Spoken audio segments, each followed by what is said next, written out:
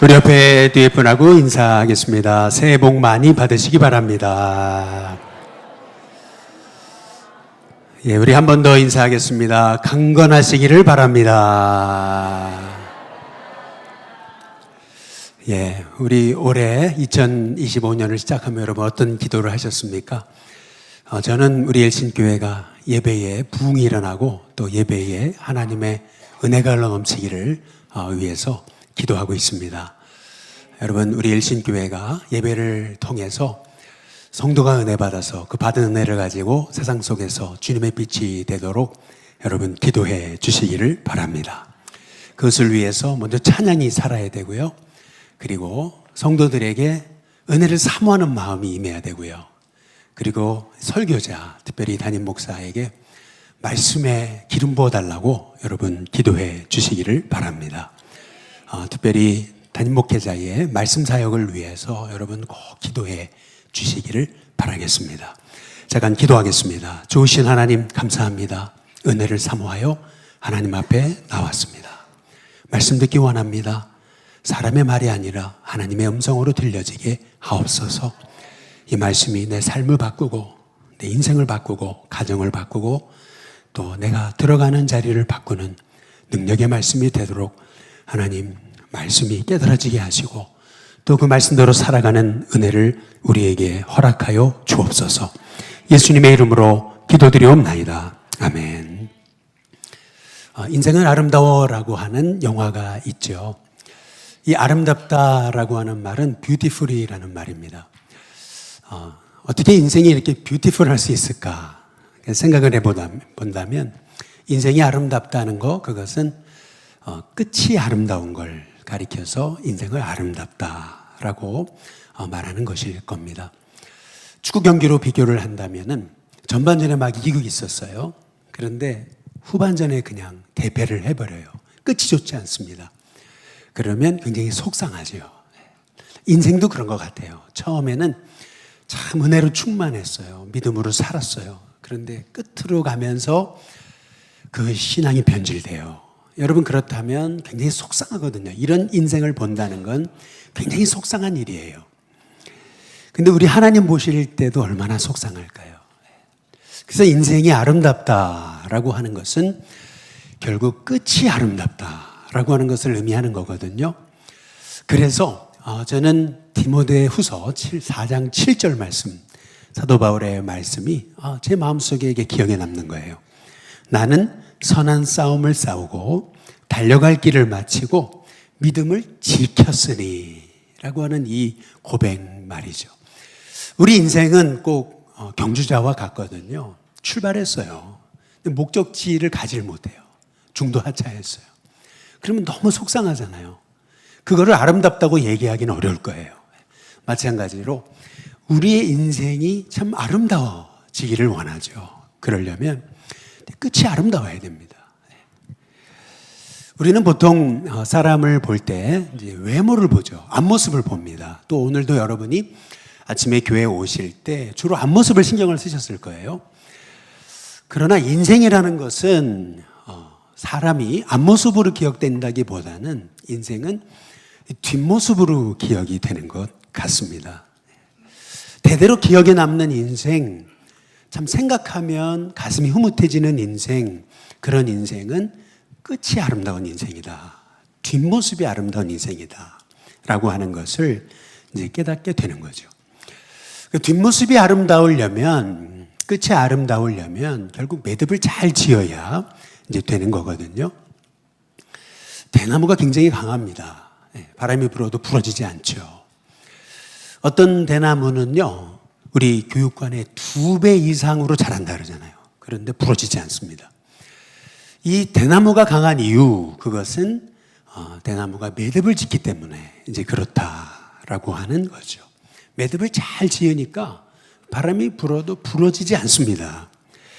마찬가지죠. 우리 인생도 매듭을 잘 지어야 되는데, 그러면 우리 인생이 매듭을 잘 지으려면 어떻게 해야 될까? 그것은 저는 아름다운 유언을 남겨야 된다라고 생각을 하는 것입니다. 그런데 사실은 말로 하는 유언보다 더 영향력 있는 것은 삶으로 하는 유언이죠. 꼭 여러분의 인생이 유언이 삶이 되시는 은혜가 있게 되시기를 주님의 이름으로 축복합니다. 왜냐하면 결국에는 남는 건 삶이기 때문에. 그래서 삶이 유언이 되는 귀한 우리 믿음의 성도님들 되시길 주님의 이름으로 축복합니다. 오늘 말씀은 야곱의 유언이에요. 그것도 서론 딱 2절 함께 읽었습니다. 야곱의 인생을 더듬어 보면은요, 147세를 살았거든요. 그런데 아브라함 그리고 이삭과 다른 점이 있었어요. 그것은 야곱은 무려 13 자녀를 낳았습니다. 12명의 아들과 그리고 1명의 딸을 이제 낳았어요. 아브라함도 이삭 그리고 이스마엘 정도 낳은 거죠. 또 이삭도 에서와 야곱 2 아들을 낳았습니다. 그런데 반면 야곱은 12아들을 낳고 1명의 딸을 낳았잖아요. 13명의 자녀를 낳았습니다. 그리고 무려 애굽에 내려갈 때는 그 가족이 70명이 넘었습니다. 며느리까지 포함하면 70이 넘었습니다. 그렇게 본다면은요, 한 사람을 통해서 얼마나 많은 사람이 일어난 겁니까? 여기 젊은 분들이 조금 계신데 여러분 자녀를 많이 낳으시기를 주님의 이름으로 축복합니다. 자녀가 많으니까요, 결국에는요, 그 야곱 한 사람을 통해서 하나님 말씀하신 생육하고 번성하고 충만한 그런 하나님의 복이 이루어지고, 그래서 성경에 이 야곱의 유언이 오늘 이 말씀에서 49장을 걸쳐서 나오게 이제 되는 거죠. 저는 이 야곱의 유언을 한 몇 번에 걸쳐서 같이 좀 은혜를 나누고자 하는데요. 이 남의 유언을 뭐 몇 번에 걸쳐서 나눈다. 남의 유언을 그렇게 몇 번에 걸쳐서 할 필요가 있습니까? 또 새해인데 뭐 이렇게 생각하시는 분들이 조금 있을지 모르겠습니다. 실은 저도 두렵고 떨림은 좀 있습니다. 이제 그 이유는 시중에 나가서 자료들을 찾아보니까 이 내용이 별로 없습니다. 많은 창세기 강해 설교집들도 이 부분은 그냥 언급만 하고 쉽게 넘어가 버립니다. 그러나 분명 이 야곱의 이 유언을 통해서 하나님이 우리에게 말씀하시는 바가 있다고 믿는 겁니다. 그러면 왜 우리가 야곱의 유언을 우리가 하나둘씩 조금 깊이 있게 묵상하려는가? 이제 그 이유가 있어요. 그 이유는 이 야곱의 유언에는 우리가 어떻게 살아야 하는가? 이 삶에 관한 하나님의 마음이 담겨져 있어요. 어떻게 살아야 되는가? 유언엔 그런 거잖아요. 이렇게 살았으면 좋겠다. 그래서 사실은 이 야곱의 유언은요, 그냥 야곱의 12아들에게 준 유언이 아닙니다. 이 야곱의 유언은요, 하나님이 우리에게 주시는 음성인 줄로 믿습니다. 그래서 이 야곱의 유언을 통해서 우리는 하나님의 마음을 깨닫고 이렇게 살아야 되겠구나 결단하게 되는 은혜가 있게 되시기를 주님의 이름으로 축복합니다. 먼저 이 야곱의 유언을 나누기 전에 여러분께 조금 듣고 싶지 않은 얘기지만 사실을 하나 좀 말씀드리고자 합니다. 여러분은 죽습니다. 또 죽을 수밖에 없습니다. 그리고 죽어야 됩니다. 마찬가지죠. 저도 죽습니다. 죽어야 되고요. 죽을 수밖에 없습니다. 그래서 저는 야곱에게 배워야 된다고 생각하는 것입니다. 야곱은요, 그냥 떠나지 않습니다. 하나님의 음성을 쫓아서 자녀들에게 유언을 남겨요. 근데 이 유언은 단순한 유언이 아닙니다. 하나님의 계시입니다. 그리고 하나님의 꿈이에요. 하나님의 비전입니다. 그리고 또 이 야곱의 유언은 12아들을 향한 예언이 됐습니다. 그대로 성취됐습니다. 여러분, 그렇다고 본다면은 저와 여러분의 인생도 아름다운 유언을 남기는 하나님의 종들이 돼야 될 줄로 믿습니다. 야곱은 단순히 감정에 붙잡혀서 유언을 남기지 않습니다. 뿐만 아니라 나중에 자기가 떠난 다음에 자녀들이 재산 싸움 할까 봐서 일종의 자녀들의 싸움을 방지하기 위해 공정을 하고 있는 게 아닙니다. 이 야곱의 유언은요, 자녀들을 세우는 믿음의 유언이었습니다. 그래서 저와 여러분에게 이 야곱의 이 마지막 이 고백이 우리의 가슴 속에 깨달아지고 이것이 하나님의 음성으로 들려지는 저와 여러분이 될 수 있기를 주님의 이름으로 축복합니다. 여러분, 유언이 준비되셨습니까?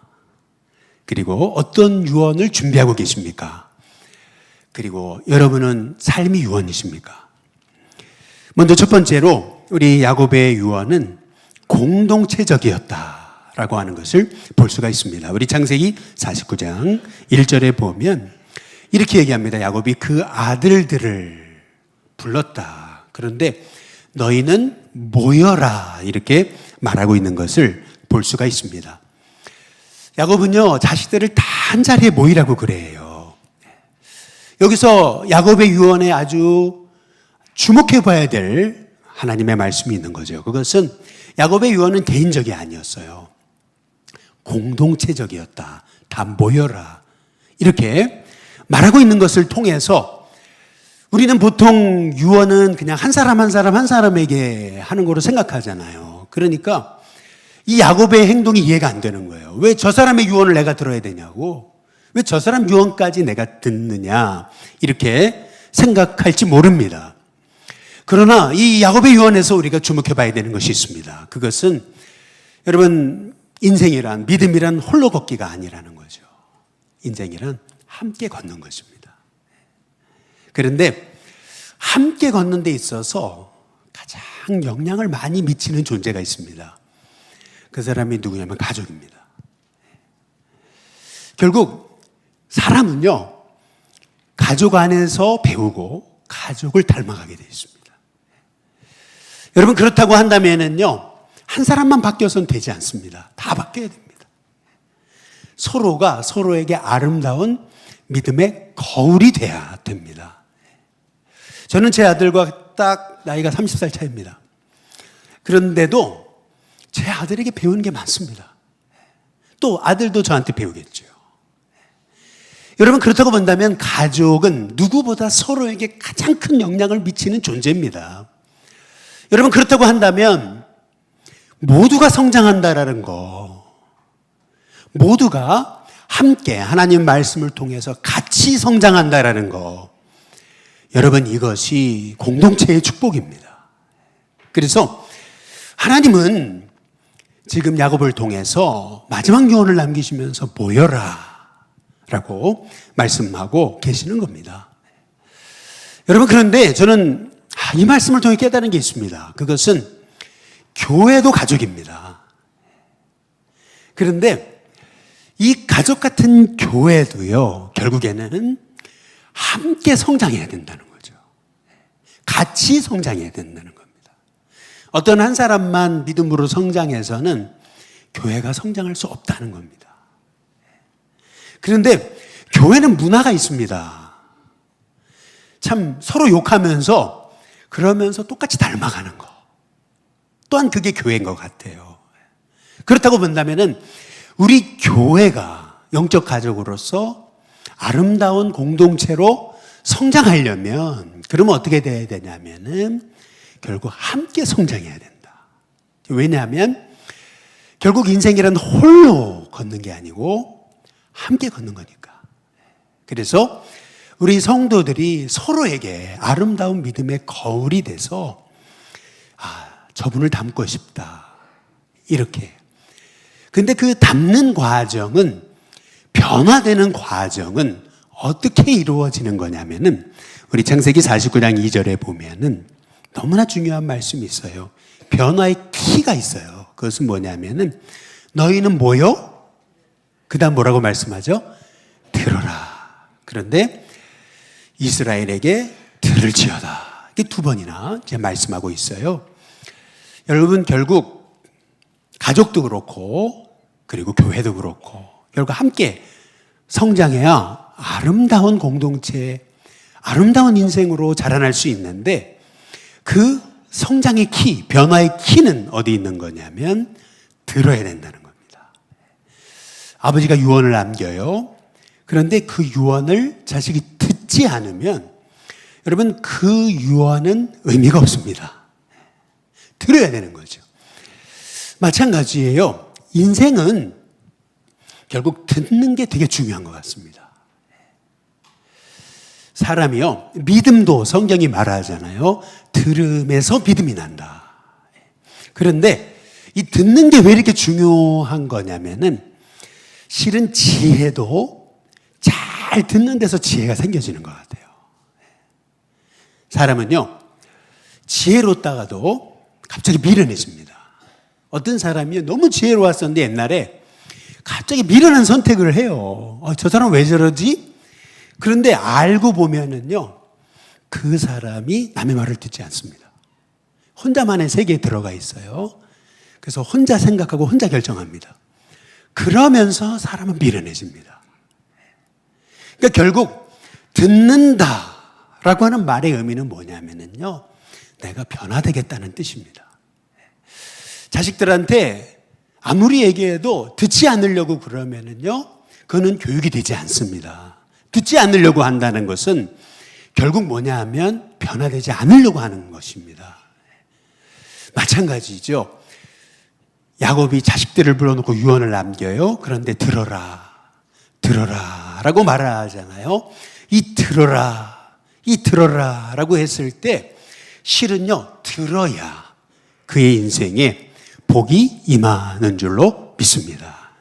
그래서 그렇구나, 인생이라는 게 우리가 나이가 들어갈수록 사람은 굳어지거든요. 몸도 굳어지고 마음도 생각도 다 굳어져요. 그러다 보니까 우리는 말을 많이 하는 거예요. 그런데 그게 아니구나. 나이가 들어갈수록 말을 많이 할 게 아니고 많이 들어야 되겠구나. 들어야 나만의 세계에 빠지지 않고 들어야 내가 변화되고 부드러워지고 그리고 내가 변화돼서 하나님의 복의 통로가 되는 것이구나. 그래서 이 야곱의 유언에서 우리가 주목해 봐야 되는 것은 뭐냐 하면은 지금 자식들 전체를 불러놓고서요, 공동체적으로 성장하도록 그들을 초청하는 거예요. 그런데 공동체가 성장하려면 제일 중요한 첫 번째 그것은 뭐냐면 들어야 된다는 것입니다. 저는 우리 일신교회 성도님들이 올해 하나님의 말씀이 들려지는 축복이 있게 되시기를 주님의 이름으로 축복합니다. 두 번째로 야곱의 유언에 아주 우리가 주목해 봐야 될 특징은 공동체적일 뿐만 아니라 공개적이라는 것입니다. 우리 창세기 49장 2절에 보면은 야곱이 얘기해요. 너희는 모여 들을지어다 이렇게 말합니다. 모여 들어라. 그러니까 이 말의 의미는 뭐냐 하면은 지금 12아들을 다 모아놨어요. 그리고 하나하나 유언을 하고 있습니다.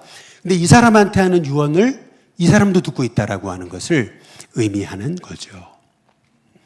보통 유언 그러면은요, 그냥 1대1로 한 사람만 불러다 놓고 이렇게 유언하는 것으로, 유언이 은밀하고 개인적이고 또 그 사람에게만 하는 거로 우리가 생각을 해요. 그런데 이 야곱의 유언의 특징은 그게 아니에요. 공개적이라는 것입니다.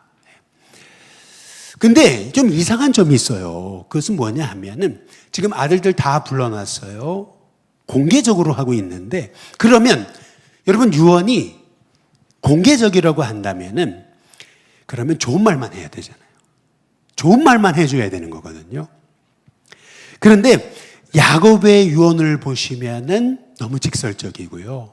그리고 훈계가 그 안에 들어있을 뿐만 아니라 훈계와 질책이 너무 강한 경우도 있습니다. 정말 섬뜩할 정도로. 이 얘기를 이 사람이 다른 사람들 앞에 들었을 때 상처가 안 됐을까라고 생각될 정도로 대표적인 예가 첫째 아들 루벤에게 이러한 유언을 남기는 거예요. 우리 창세기 49장 한번 3절과 4절에 보면 이렇게 얘기합니다. 첫째 아들에게 먼저 유언을 하는 거잖아요. 여러분 같으면 어떻게 하겠어요? 첫째 아들이잖아요. 너무나 귀한 아들이잖아요. 좋은 말만 할 것 같아요. 그런데 야곱은 어떻게 하는 거냐면 이렇게 얘기합니다. 3절 같이 한번 읽어볼까요? 같이 읽습니다. 시작. 루벤아 너는 내 장자요 내 능력이요 내 기력의 시작이라. 위풍이 월등하고 권능이 탁월하다마는 여러분 잘 보세요. 장자잖아요. 내 기력의 시작이고 내 능력이에요. 위풍이 월등했어요. 권능이 탁월했어요. 여기까지는 장자에게 하는 축복 맞아요. 그런데 4절을 보세요. 뭐라 그러냐면은 이렇게 얘기를 합니다. 우리 같이 한번 읽어보시죠. 함께 읽겠습니다. 물에 끓음 같았은즉 너는 탁월하지 못하리니 내가 아버지의 침상에 올라 더럽혔음이로다. 그가 내 침상에 올랐도다. 여러분, 루벤에 관해서 물에 끓음 같대요. 여러분이 국을 한번 끓여보신 분은 아실 거예요. 막 끓어가지고 넘쳤어요. 그래서 막 불을 막 급하게 껐거든요. 그래서 딱 냄비 안을 들여다보면 어때요? 다 엎질러졌잖아요. 남은 게 없어요. 뭘 의미하는 겁니까? 대단할 줄 알았어요. 기력의 시작이고 능력이고 내 장자고 월등하고 탁월해요. 대단할 줄 알았어요. 그런데 물에 끓음 같대요. 반짝하고 말았대요. 왜 그랬을까? 거기 이유가 나오잖아요. 네가 아버지 침상에 올라 아버지 침상을 더럽혔기 때문이다. 다시 말해서 루벤이 굉장한 능력을 갖고 시작했지만 그러나 그의 인생이 용두사미가 될 수 밖에 없었던 원인은 어디 있냐면은 그게 죄 때문이다. 네가 내 침상에 올랐다. 딱 얘기한 거잖아요. 어우, 얼마나 섬뜩해요. 네. 근데 이 얘기를 루벤이 야곱에게 1대1로 들은 게 아니에요. 이게 다 있는 데서 들은 거예요. 아니, 아버지, 지금 노망이 드셨습니까? 아니, 이 노인네가 지금 그 옛날적 얘기를 가지고 이제 와가지고 저러시냐고. 막 이렇게 이제 될 수가 있는 거거든요. 아니, 하필이면 그거를 은밀하게 하시지 왜 다 있는 자리에서 하시냐고? 그럴 수 있는 거예요. 어찌 본다면요, 우리가 자칫 잘못 보면 야곱이 이 맏아들 기죽이고 면박 주고 길들이게 하는 걸까? 아니면 이제 연세 드셔가지고 분노를 조절하지 못해서 담았던 분노를 가슴에 한 번에 다 뿜어내는 걸까? 여러분, 그렇지 않습니다. 그래서 창세기 49장 2절에 보면 이렇게 말하고 있는 거죠.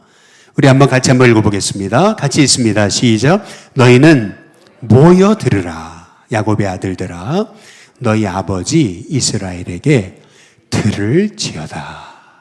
그래서 들으라고 하는 거예요. 다시 말하면 이 야곱의 유언은요, 단순한 책망이 아닙니다. 이 야곱의 유언은요, 자식들에게 하나님의 음성을 대언하는 거예요. 그리고 그 자식들을 새롭게 하기 위해서 하나님의 계시의 말씀을 전하고 있는 거죠.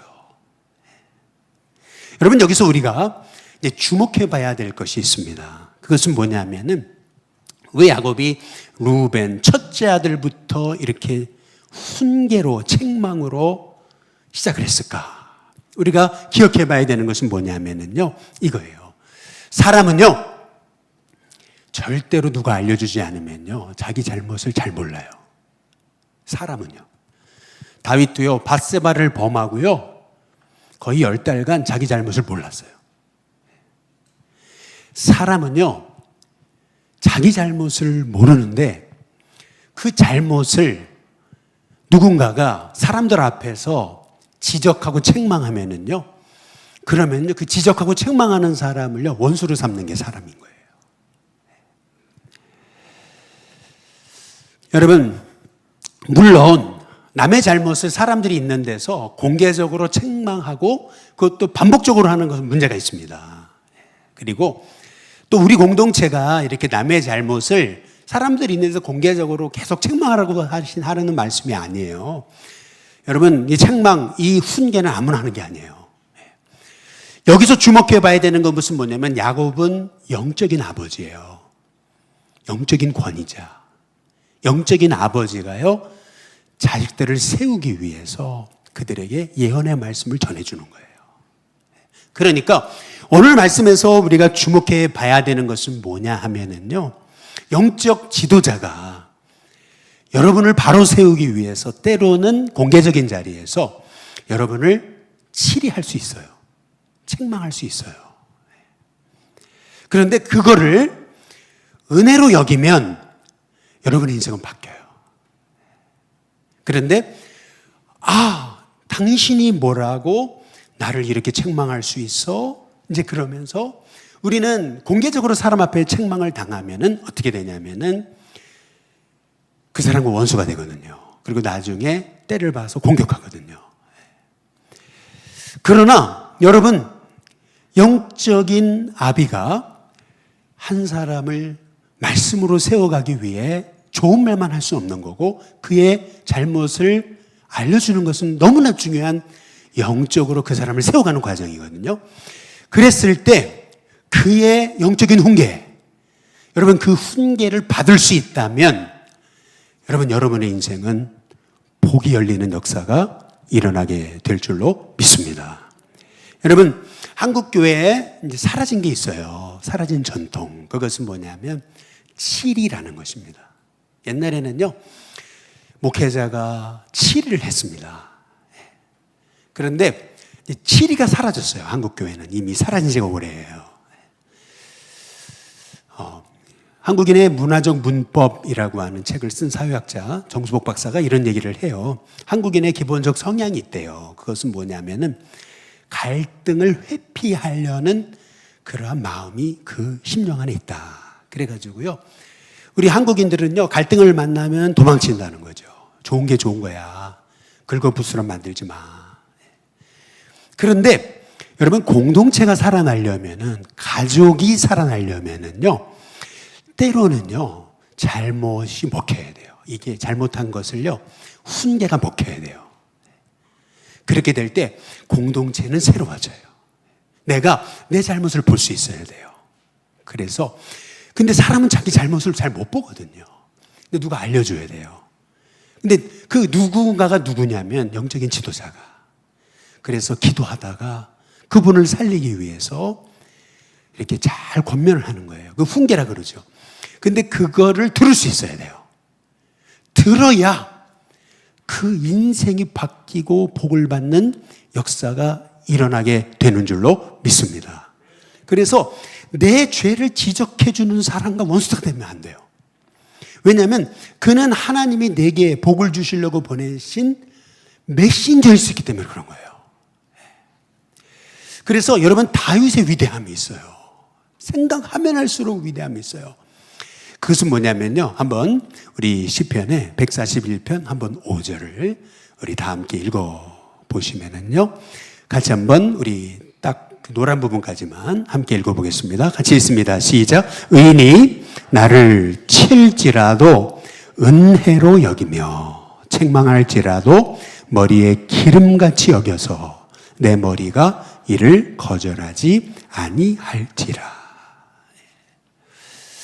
여러분, 나를 누가 쳐요. 공개적으로 책망해요.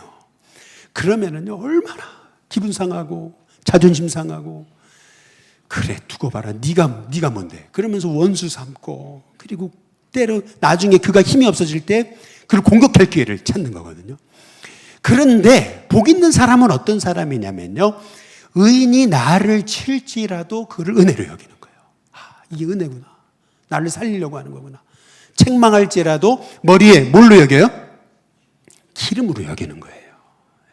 그래서 내 머리가 이를 거절하지 않는 거예요. 여러분, 저는 머리에다가 이거 뭘 바르지 않으면은요, 머리가 확 주저앉든지 머리가 확 뜨든지 그럽니다. 그래서 머리를 신경 안 쓰고 나가는 게 새벽 시간밖에는 별로 없어요. 정말 엄청 머리를 신경을 써요. 근데 머리를 신경을 안 쓸 때랑 신경을 쓸 때랑 저를 다른 사람으로 봅니다. 머리를 신경을 써야 그나마 그래도 이렇게 목회자답게 이제 보이게 되는 거죠. 마찬가지예요. 의인의 책망. 여러분, 그것을 머리에 기름처럼 여긴다. 기름을 바르면은 사람이 멋져지잖아요. 마찬가지로 다윗의 그 위대함. 그것은 뭐냐면 바세바를 범했거든요. 죄를 몰랐어요. 그런데 나단이 죽음을 각오하고 이 다윗을 책망하잖아요. 그것도 공개적인 자리에서. 그런데 다윗이 그것을 받는 거예요. 그것을 받았어요. 머리에 기름처럼 여겼어요. 거절하지 않았어요. 그렇게 됐을 때 하나님이 다윗을 존귀한 인생으로 세워주신 줄로 믿습니다. 여러분, 그게 실은요, 이제 르우벤이라고 볼 수 있는 거예요. 어찌 보면은요, 아비가 첫째 아들 처음부터 막 그렇게 그에게 유언을 했는데도 르우벤은 그 자리를 떠나지 않은 것 같아요.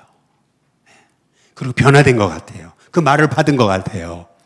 그걸 어떻게 알 수 있는 거냐면은 우리 신명기 33장 한번 6절을 보시죠. 이게 모세 유언이거든요.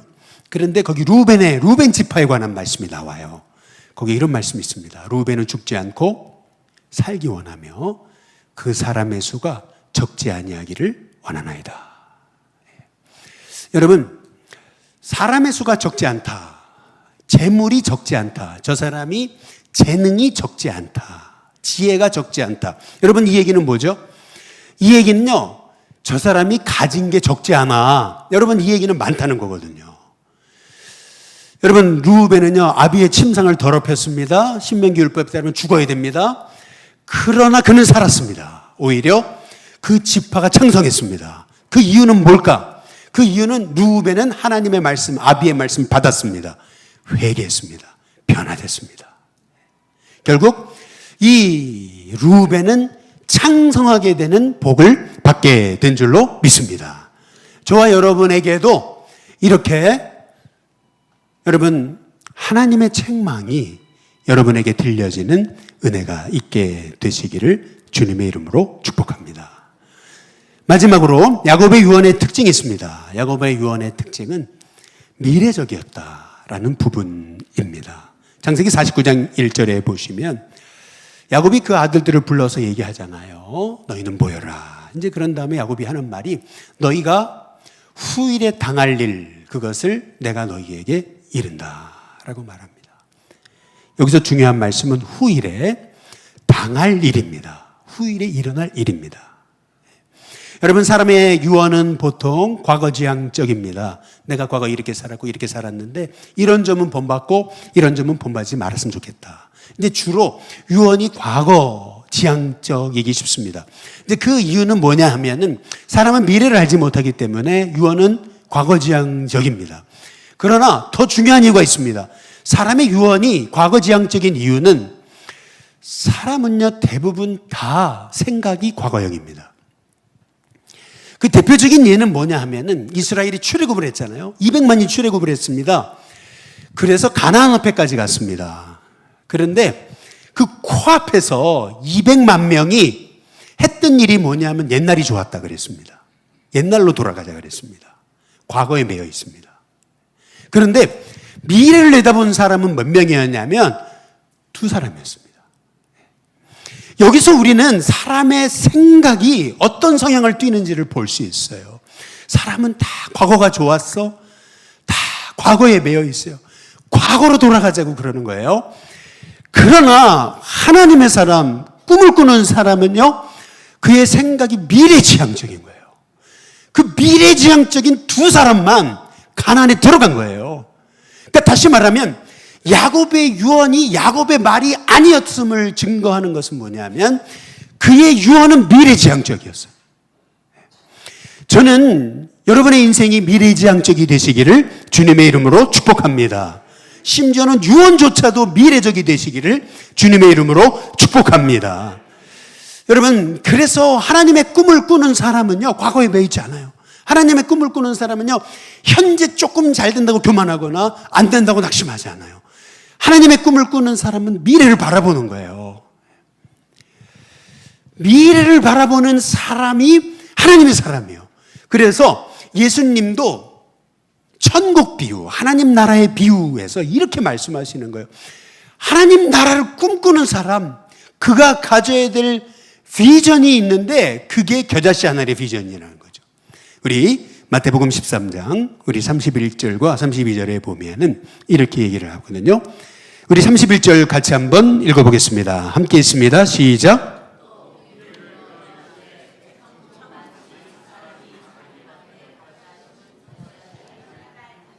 네, 천국은 겨자씨 하늘 같대요. 하나님 나라, 그건 겨자씨 하늘 같대요. 그러면서 32절 우리 같이 한 번 더 읽어보겠습니다. 같이 읽습니다.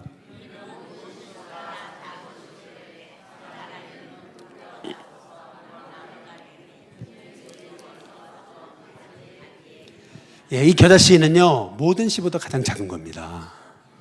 그런데 자라게 되면 풀보다 커질 뿐만 아니라 나무가 돼요. 그래서 공중의 새들이 와서 기들입니다. 다시 말해, 꿈꾸는 하나님의 사람이 가슴에 품어야 될 비전이 있어요. 그것은 겨자씨 하나의 비전이라는 거예요. 여러분, 꿈은 씨앗과도 같습니다. 꿈이 씨앗과도 같다는 말의 의미는 뭐냐면요, 품으면 품을수록 커집니다. 품으면 품을수록 씨앗은 자라서 커집니다. 마찬가지입니다. 하나님의 사람은요, 과거에 매어가지고 늘 과거가 좋았지 이것이 아니고요, 이미 과거는 바꿀 수가 없어요. 과거도 돌아갈 수 없어요. 하나님의 사람은요, 미래를 바라보고 하나님의 꿈을 가슴에 품고 그 꿈이 자라나게 하는 하나님의 사람이 돼야 될 줄로 믿습니다. 여러분, 이 겨자씨 하나를 너무 보잘것없습니다. 그냥 너무 작아가지고 후하면 날아가서 어디 있는지도 몰라요. 당장이로 물거품 될 것 같습니다. 변화도 안 보이고요, 열매도 볼 수 없습니다. 아니, 심어놓은 것 같은데 잡초만 보입니다. 그러나 하나님의 사람, 꿈꾸는 사람은요, 겨자씨 하늘에서 수많은 새들이 몰려올 그런 미래를 바라보게 되는 줄로 믿습니다. 그래서 여러분의 자녀도 겨자씨 하늘의 비전을 갖고 봐셔야 됩니다. 이 아이가 겨자씨 하늘입니다. 이 아이가 믿음으로 심겨져 나무가 될 것입니다. 숲이 될 것입니다. 수많은 새들이 이 아이에게 몰려들 것입니다. 여러분, 그런 꿈을 꾸는 성도들 되시길 주님의 이름으로 축복합니다. 마찬가지로 일신교회도 똑같습니다. 일신교회가 겨자씨 하늘 같아요. 너무나 작고 미약해 보이잖아요. 유력자도 하나도 없는 것 같습니다. 그리고 아픈 사람은 왜 이렇게 많아요? 왜 이렇게 어려운 것 같습니까? 그러나 여러분, 우리가 이 겨자씨 하나에 주목할 것이 아니고 겨자씨 하나를 통해 이루어질 하나님의 나라의 비전을 꿈꾸는 저와 여러분이 돼야 될 줄로 믿습니다. 여러분, 2025년은요, 한번 우리 앞에 한번 읽어보실까요? 같이 읽어보겠습니다. 시작. 예, 우리 일신교회 비전은 다시 한 마음입니다. 이 배경은 어디냐면 마가다락방입니다. 마가다락방의 120명은요, 핍박의 한가운데서 실은요, 핍박을 피해 문을 꽁꽁 닫아놓은 연약한 사람들이 거기 있었습니다. 겨자씨 하나였습니다. 그러나 그들은 예수님의 말씀을 비전으로 삼아 성령이 임하시면 권능받고 땅끝까지 이르러 내 증인이 된다는 하나님의 비전을 받았습니다. 그 비전을 받고 그들은 하나가 됐습니다. 기도했습니다. 성령이 임했습니다. 그들을 통해서 세상이 바뀌었습니다. 저는 우리 일신교회가 왜 다시 한 마음이 되자는 거냐는 거면요, 이 하나님의 꿈을 가지고 하나 된 공동체는요, 겨자씨 하나처럼 됩니다. 너무 작아 보입니다. 미약합니다. 그러나 그게 자라면 나무가 되고 숲이 되고 수많은 새들이 몰려올 것입니다. 저는 이 꿈을 가지고 2025년 우리 일신교회가 다시 한 마음이 돼서 바로 여기가 마가다락방이 되는 은혜가 있게 하여 주옵소서. 여러분, 그런 기도의 제목을 가지고 올해를 시작하는 것입니다. 이 말씀만 드리고 마치겠습니다. 여러분, 이스라엘은 세계 역사상 유례 없는 2000년간 나라를 잃고 유리방황하다가 2000년 만에 나라를 찾았잖아요. 그때 이스라엘의 초대 총리가 다비드 벤구리온이라는 사람이었습니다. 지금도 유대인들에게 가장 존경받는 현대 지도자입니다. 얼마 전에 우리 권사님이 주셔가지고 제가 보고 있는 이 주한 이스라엘 대사로 있는 분의 책을 보다가 제가 놀랐어요. 그게 뭐냐면 지금도 이스라엘 백성들 가운데 히브리인들, 이스라엘 유대인들의 가슴에 품고 있는 벤구리온의 한마디가 있다는 거예요. 그 벤구리온의 한마디, 그게 뭐냐면요, 이거예요. 많은 사람들이 이스라엘을 선택받은 민족이라고 얘기하는데 이제는 아니라는 거예요. 그렇게 부르면 안 된다는 거예요. 우리는 선택받은 민족이 아니라는 거예요. 우리는요, 선택하는 민족이라는 거예요. 선택받은 민족이라는 얘기는 과거 지향적인 거예요. 근데 선택하는 민족이란 미래 지향적인 거예요. 고난이 왔어요. 그건 과거예요. 그러나 꿈을 선택하는 거예요. 역경이 왔어요. 지금 현재 역경이 왔어요. 그러나 믿음을 선택하는 거예요. 그건 미래예요. 불가능이 왔어요. 그건 현재예요. 과거예요. 그러나 가능을 선택해요. 그건 미래예요.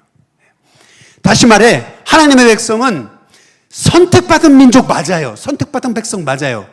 그러나 하나님의 백성은 선택받은 백성일 뿐만 아니라 선택하는 백성이 되어야 된다는 거죠. 저는 우리 일신교회 성도들이 2025년을 어떻게 여십니까? 이제는 말씀으로 여십시오. 그리고 말씀 앞에 서십시오. 책망도 들으십시오. 여러분, 그리고요, 믿음의 선택을 하십시오.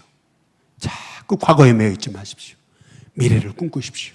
겨자씨 하늘에서 하나님의 비전을 봄을 통해서 여러분의 인생이 정말 아름다우시기를 주님의 이름으로 축복합니다.